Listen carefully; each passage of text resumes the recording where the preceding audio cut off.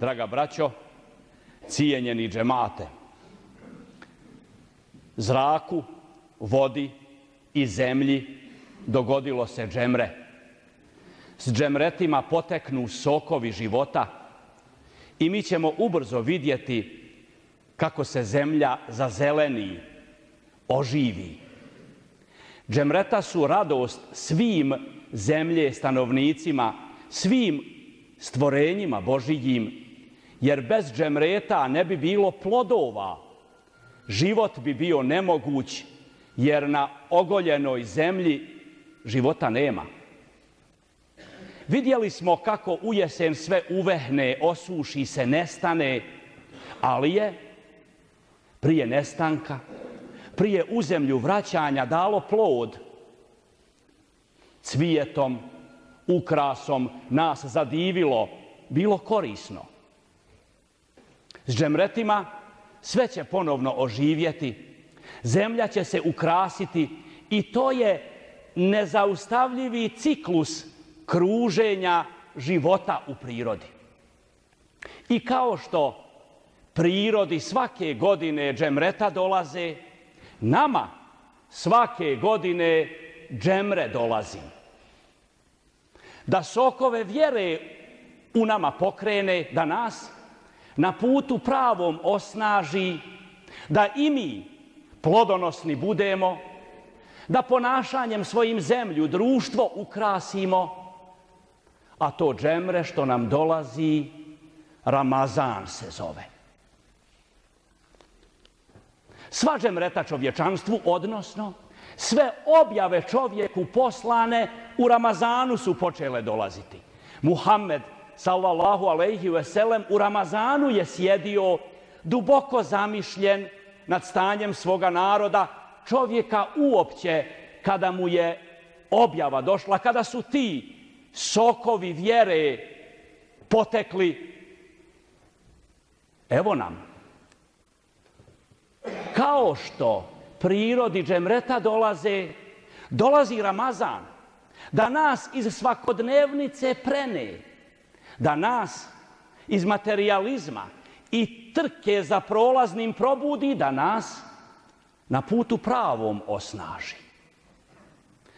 Duboko zamišljen nad sobom i stanjem u kojem jesmo, a ono ni na lokalnom, ni na globalnom planu nije dobro, a iščekujući to snažno džemre koje treba da nas imanski osnaži, na pade mi hadis u kojem nas poslanik poziva da to džemre ozbiljno shvatimo. Ibn Abbas, radijallahu anhuma, prenosi, poslanik je rekao: vi slušajte mene i vi ćete biti slušani. I oni koji slušaju vas, bit će slušani. Ako ono što poslanik Muhammed alejhiselam govori slušamo, drugi će slušati šta mi govorimo. Bit će važno to šta mi mislimo, bit ćemo uvaženi.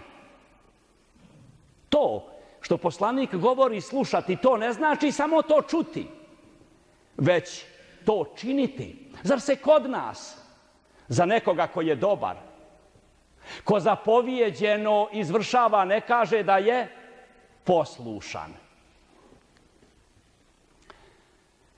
Već 4. sedmicu svjedočimo brutalnoj agresiji na Ukrajinu.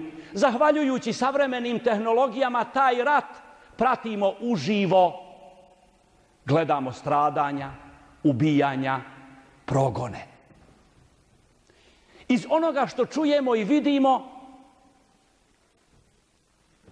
vidimo da je taj rat prouzrokovao već više od 2 miliona izbjeglica. Rat je katastrofa, kataklizma, tragedija, a možda se ta tragedija, ta katastrofa najbolje očituje upravo na tim prognanim ljudima, ženama i djecom.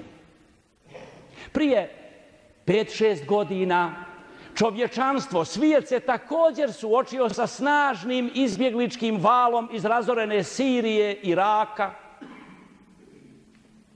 Ako ima išta dobro u ukrajinskoj tragediji i krizi, to je da su sve okolne zemlje, i ne samo one, raširenih ruku i otvorena srca, dočekale te unesrećene ljude, pružili im sigurnost i utjehu.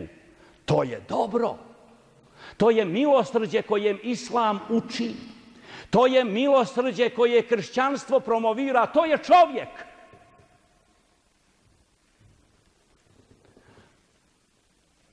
U sirijskoj tragediji ti prognani ljudi koji su iz razorenih kuća i razorenih porodica krenuli tražiti spas, utjehu i sigurnost, nisu nailazili na raširene ruke i otvorena srca, već na žicu, na ogradu, na proteste protiv njihovog dolaska. Zašto? Odgovor svi znamo.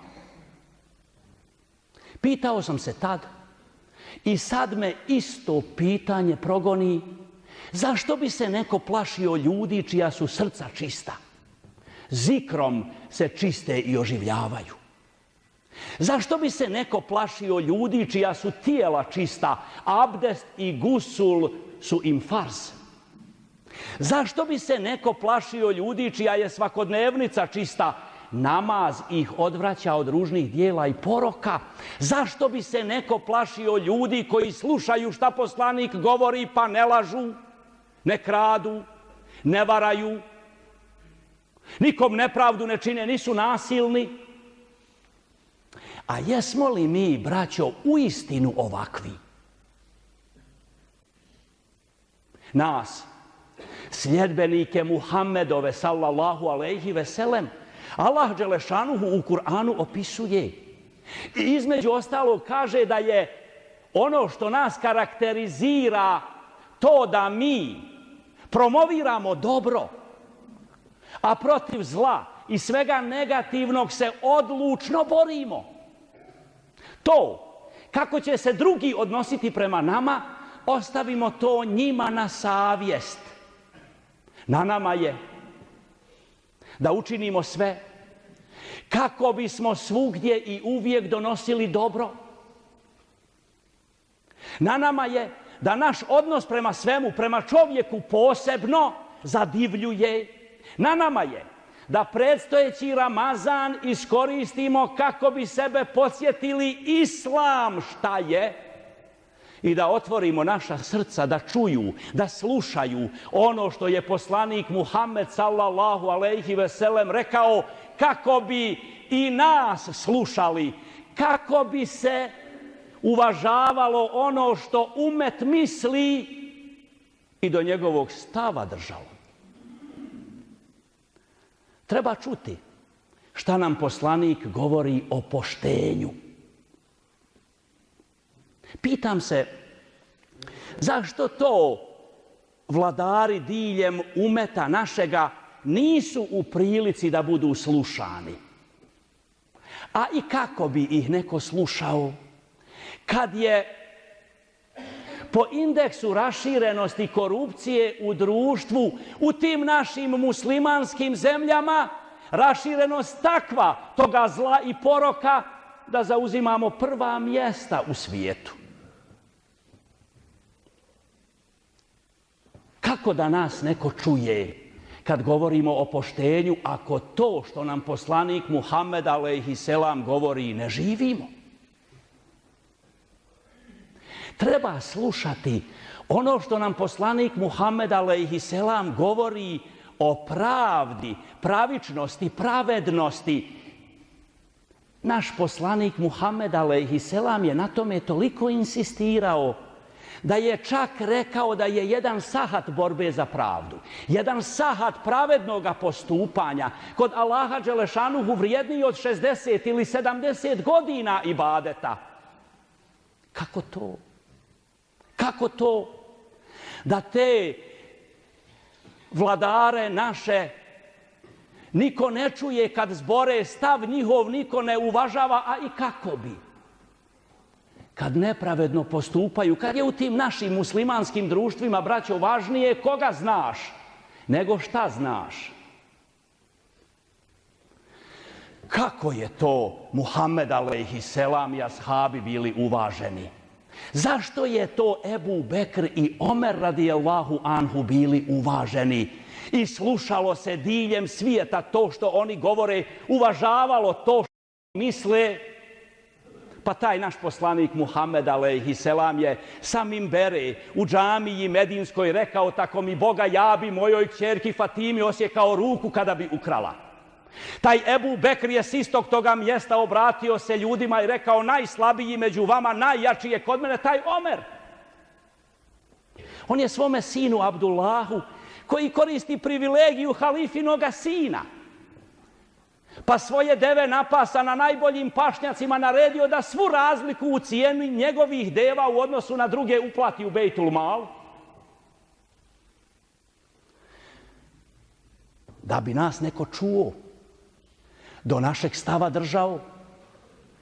Nije dovoljno samo čuti što poslanik kaže. Poslanik kaže: vi slušajte mene, slušajte. A šta se kod nas kaže? Ko je poslušan? Onaj ko je dobar, onaj ko zapovjeđeno izvršava, on je poslušan. I zato treba slušati poslanika kad nam govori o marljivosti, kad nas uči da je rad fars, kad onome Medineliji koji dolazi od poslanika tražiti socijalnu pomoć kupuje sjekiru i kaže mu: idi radi. Nemoj dopustiti da te drugi hrani. Ako te drugi hrani, nikad neće niko slušati šta ti izboriš. Nikad niko neće uvažiti to što ti misliš. Jer naš narod davno je rekao: ko ne jede kruha od svoje motike, nema ni svoje odluke. Kako da nas neko čuje šta mi mislimo? Da do našeg stava držimo kad nas sve drugi hrani. Naši su hambari prazni. Naše su njive pod korovom. Naša glavna preokupacija ovih dana je: hoćemo li biti gladni? Pošto je brašno, braćo, mi imamo razum, mi imamo snagu, mi imamo blagodati koje nam je Gospodar svjetova dao, imamo zemlju, imamo klimu primjerenu da ta zemlja nama dadne hranu. Ko ne jede kruha od svoje motike, nikoga ništa ne pita. Nema svoje odluke. Nama dolazi Ramazan. Ne da bi mi u njemu samo klanjali, više klanjali i postili, već da Ramazan u nama pokrene sokove vjere. Da mi svugdje i uvijek činimo i donosimo dobro, da dajemo plod. Poslanika treba čuti kad govori o obrazovanju, kad na njemu insistira, kad nas do Kine da idemo šalje poradi znanja, kad nam kaže da je sticanje znanja hod Božijim putem, da je to džihad. Zašto to? Niko ne čuje to što mi govorimo. Zašto to niko ne uvažava naš stav? Pa pogledajmo, braćo. Uđite malo u statistike, to je sada sve dostupno na tim mrežama, na internetu, i vidite koliko ta naša diljem umeta muslimanska društva ulažu u obrazovanje od nacionalnog dohotka. Pa ćete vidjeti da je to samo začelje. To čine ljudi kojima je Muhammed alejhiselam u Ramazanu, duboko zamišljen nad stanjem svoga naroda i čovjeka uopće, donio riječi ikre.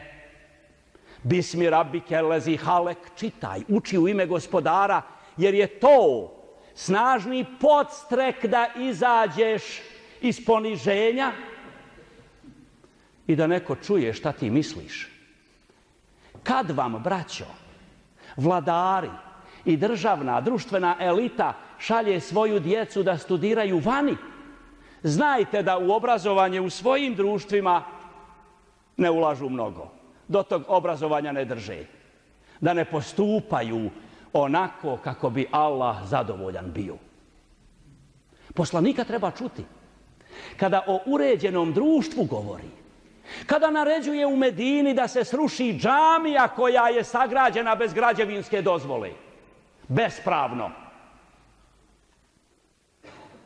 Kada sakupljačima zekijata kaže: sve što ste to kao hediju dobili, to što bi mi rekli sve što su vam ti davaoci zekijata na kahvu dali. To u Bejtul Mal ovdje ostavite, u državnu kasu. Niste vi u svoje ime išli, hodali i sakupljali zekijat, vas sam ja, država poslala. Bil vam dali, to pita i poslanik da niste, od mene imenovani. Ovdje to sve ostavite. Poslanik Muhammed alejhiselam je rekao, vi slušajte mene i bit ćete slušani. I oni koji budu vas slušali, i njih će slušati. Zemlji dolaze džemreta i zemlja oživi, zazeleni se, ukrasi, zadivi nas izgledom svojim. Džemreta su radost svim svjetovima, svim zemlje stanovnicima, Božijim stvorenjima, svim nama. Dolazi Ramazan, da u nama pokrene sokove života, a vjera je život.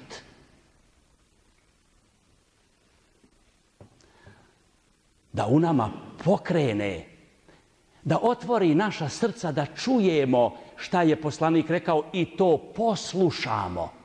A poslušan je onaj koji zapovjeđeno izvršava.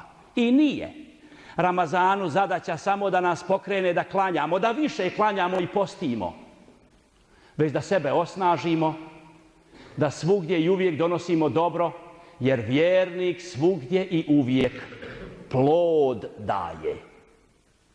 Molim Boga da nas pomogne. Amin.